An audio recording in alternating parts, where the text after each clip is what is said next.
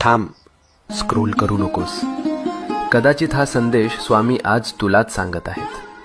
आपण सगळे प्रार्थना करतो ना, रात्री उशीवर डोकं ठेवल्यावर मनातलं सगळं देवाला सांगतो आणि मनापासून अपेक्षा करतो की उद्या काहीतरी बदल होईल. पण जेव्हा काहीच होत नाही तेव्हा मनात प्रश्न येतो, स्वामी ऐकतात का खरंच? ऐक, स्वामी नेहमी उत्तर देतात. फक्त उत्तराची वेळ आणि भाषा आपल्याला लगेच कळत नाही. जेव्हा काही आपल्या भल्यासाठी असतं तेव्हा स्वामी हो म्हणतात. जेव्हा ते आपल्याला दुखवणार असतं तेव्हा स्वामी नाही म्हणतात.